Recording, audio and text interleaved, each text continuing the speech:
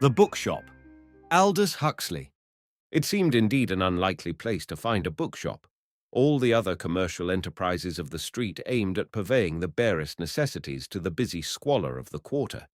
In this, the main arterial street, there was a specious glitter and life produced by the swift passage of the traffic. It was almost airy, almost gay, but all around great tracts of slum pullulated dankly. The inhabitants did their shopping in the grand street. They passed, holding gobbets of meat that showed glutinous even through the wrappings of paper. They cheapened linoleum at upholstery doors. Women, black-bonneted and black-shawled, went shuffling to their marketing with dilapidated bags of straw plat. How should these, I wondered, buy books? And yet there it was, a tiny shop, and the windows were fitted with shelves, and there were the brown backs of books. To the right, a large emporium overflowed into the street with its fabulously cheap furniture. To the left, the curtained, discreet windows of an eating house announced in chipped white letters the merits of sixpenny dinners. Between, so narrow as scarcely to prevent the junction of food and furniture, was the little shop. A door and 4 feet of dark window, that was the full extent of frontage. One saw here that literature was a luxury. It took its proportionable room here in this place of necessity. Still, the comfort was that it survived, definitely survived.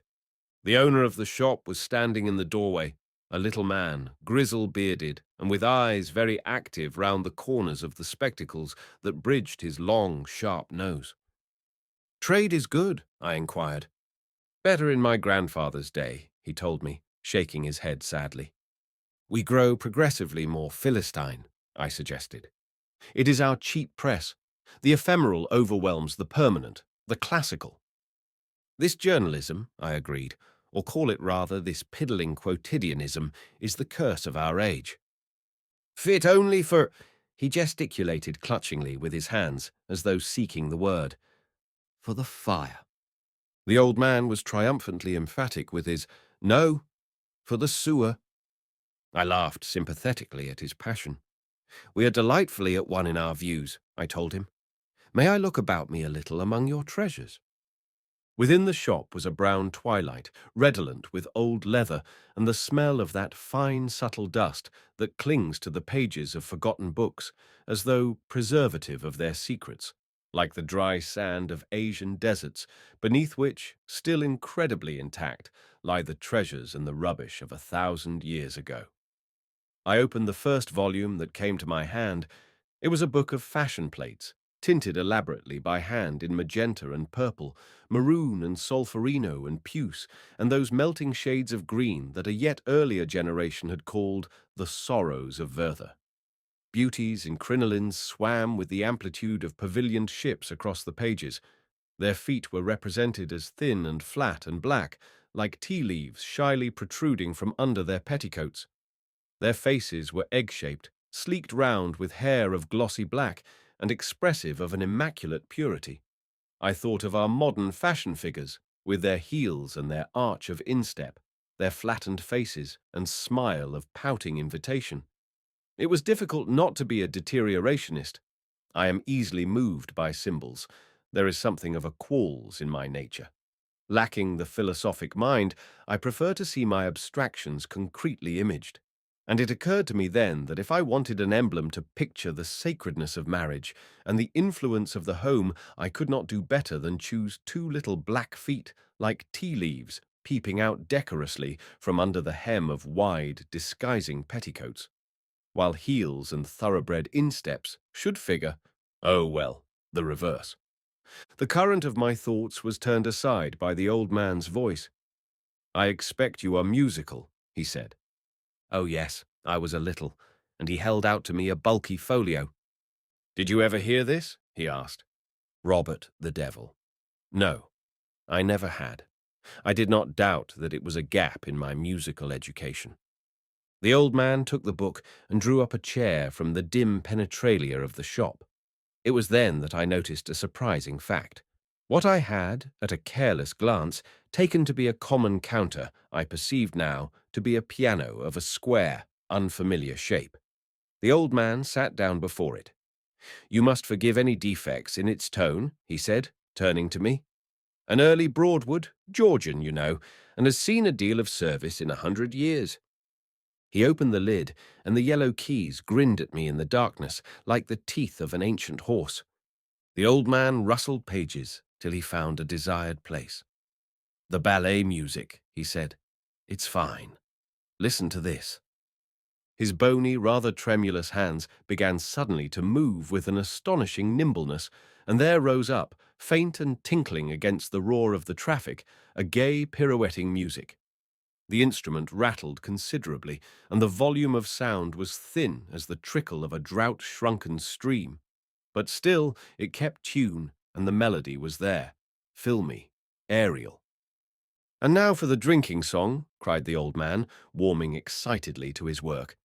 He played a series of chords that mounted modulating upwards towards a breaking point, so supremely operatic as positively to be a parody of that moment of tautening suspense when the singers are bracing themselves for a burst of passion.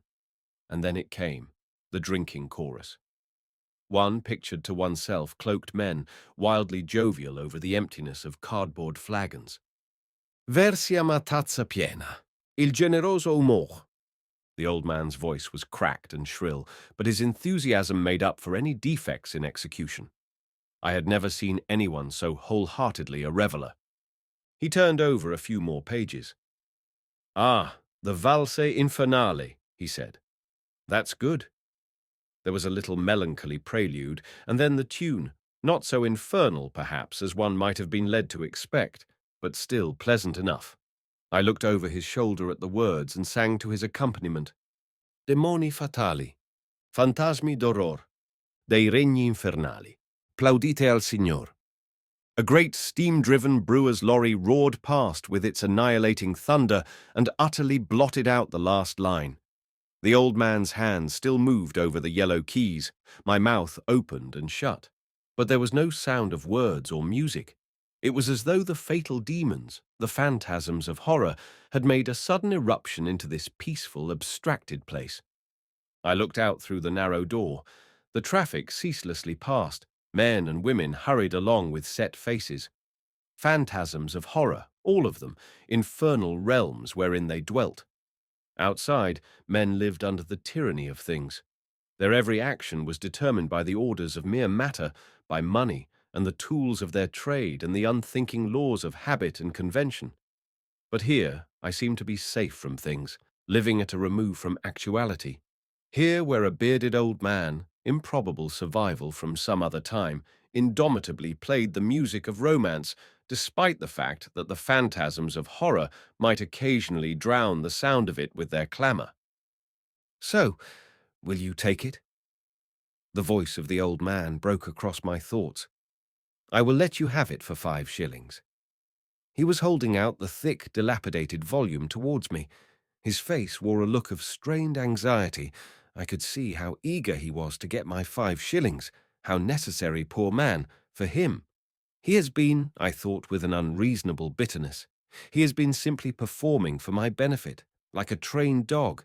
His aloofness, his culture, all a business trick. I felt aggrieved.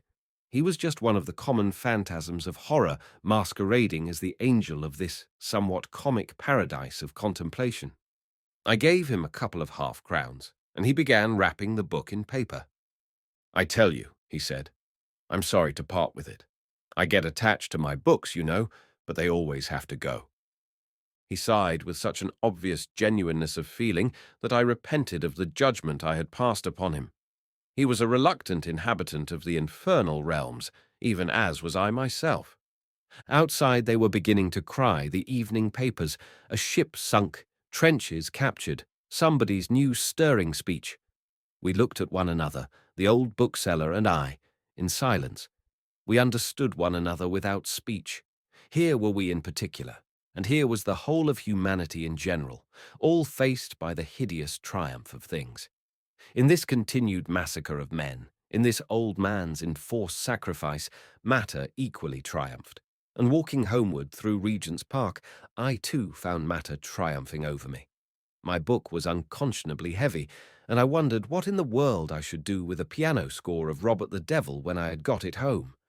It would only be another thing to weigh me down and hinder me, and at the moment it was very, abominably heavy. I leaned over the railings that ring round the ornamental water, and as unostentatiously as I could, I let the book fall into the bushes. I often think it would be best not to attempt the solution of the problem of life. Living is hard enough without complicating the process by thinking about it.